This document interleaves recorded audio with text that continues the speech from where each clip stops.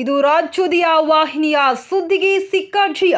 ರಾಜ್ಯೋದಯ ವಾಹಿನಿಯಲ್ಲಿ ವಾಹಿನಿಯು ಸುದ್ದಿ ಬಿತ್ತರಿಸಿದ ನಂತರ ಎಚ್ಚೆತ್ತುಕೊಂಡ ಕರ್ನಾಟಕ ಅರಣ್ಯ ಅಭಿವೃದ್ಧಿ ನಿಗಮ. ಕಳ್ಳ ಚಂದ್ರಕಾಂತ್ ಮೇದಾರನಿಗೆ ಸಹಕರಿಸಿ ಅಕ್ರಮದಲ್ಲಿ ಭಾಗಿಯಾಗಿದ್ದ ಇಬ್ಬರು ಸಿಬ್ಬಂದಿ ಅಮಾನತುಗೊಳಿಸಿ ಆದೇಶ.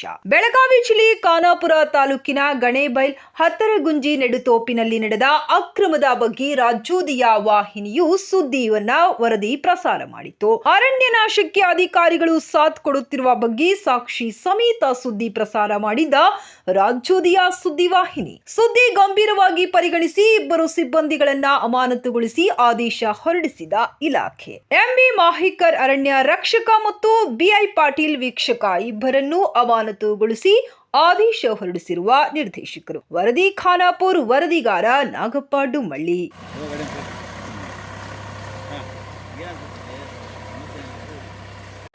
ನನ್ನ ಕಡೆ ಒಂದಾಗ ಇವ್ರು ಮಾತಾಡಿದ್ದು ಐತಿ, ಪಾಟೀಲ್ ಮಾತಾಡಿದ್ದು ಐತಿ ಸರ್.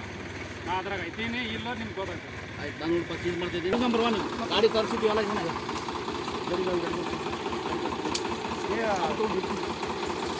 ಅದು ತೊಗೊಂಡಿ ನಾ ಫೋನ್ ಕೊಡ್ತೀನಿ. ಫೋನ್ ಕೊಡ್ಬೇಕ ಏನು ರೀ ಮಾಡ್ಸವ್ರ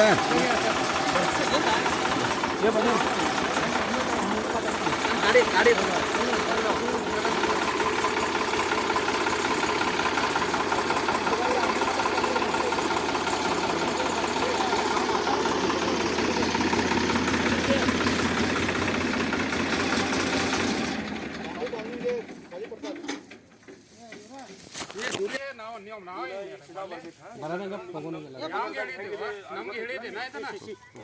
ಶಶಿ ಅಲ್ರಿ ಅವ್ರು ಮಾತಾಡಿದ ಮನೆ ರೀತಿ ನೋಡಿದ್ರ ಬೇರೆ ಮಾತಾಡ್ತಾರ ಅವ್ರು.